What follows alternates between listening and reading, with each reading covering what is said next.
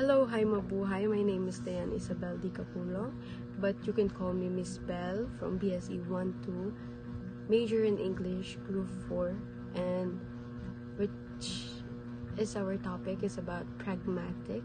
And today's lesson is about the continuation of Mr. Jesre Duraido report, which is about implicature.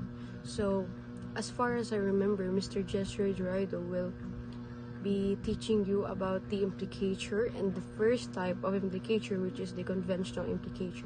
So on my part, I will teach you about the conversational implicature. Okay, so conversational implicature is an indirect way of saying something, and it relies on cooperative principle, and it is under the assumption that speakers want to cooperate, and they tend to draw conclusions from what is being said.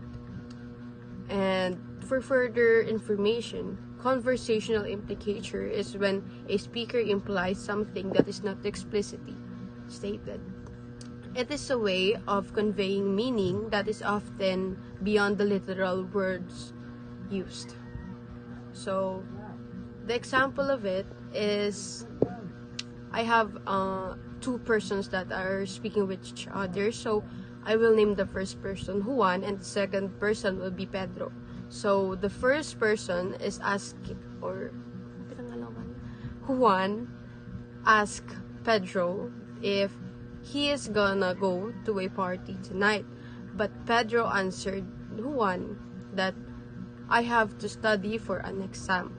As you can see, the implicature between the person is the answer of person number 2, which is Pedro, is not relevant to the question of the person number 1.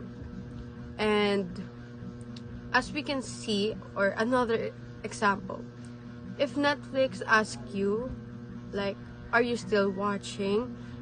The implication that has been used is that the user doesn't want to lose their place, but it also be powered down for a night.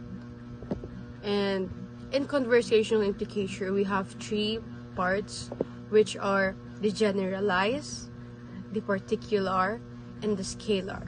Okay, so first, let's go to the generalized one. So generalized, or the loosely context bound, is a commonly triggered by indefinite article or using the word an or a.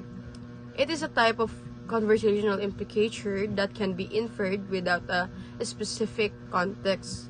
For example, a person says that her wife is either in Oxford or in London. So the explanation on it implies that the speaker doesn't know where her wife is, or where her wife actually is.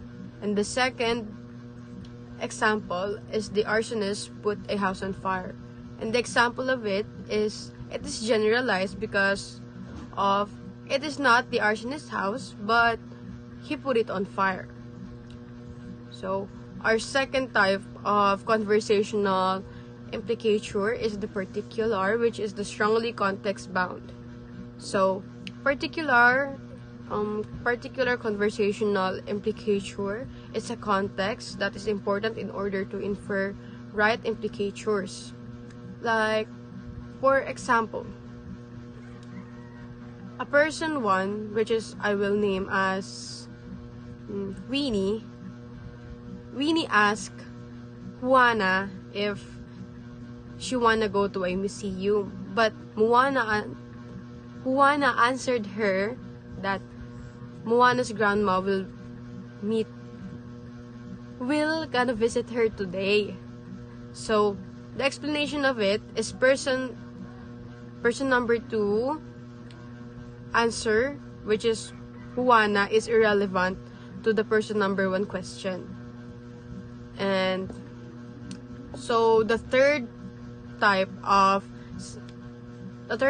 of conversational implicature is about scalar implicature, which is we denote a degree of something, thereby implicating the negation of all degrees above the chosen one. Scalar implicature is a type of implicature that suggests the speaker had a reason for not using a stronger term when speaking. It is also known as quantity implicature. So, again, take note, scalar implicature is also known as quantity implicature. So, some of the degrees that we can use for measuring something or denoting a degree in scalar implicature is the word none, few, some, may, most, all. For example, I have some buttered scones for tea. We use the word some on it. And our second example is Betty ate some of the cookies, and it implies that Betty didn't eat all, or what I mean is Betty didn't eat all or most of the cookies because she only ate some. And again, conversational implicature has three major parts or three major types, which is generalized, particular, and scalar. And again, this is Diane Isabel Di Capulong, or you can call me Miss Bell, and this is my reportings for our Group 4 Pragmatics. Thank you for listening, and I hope you learned a lot. Thank you.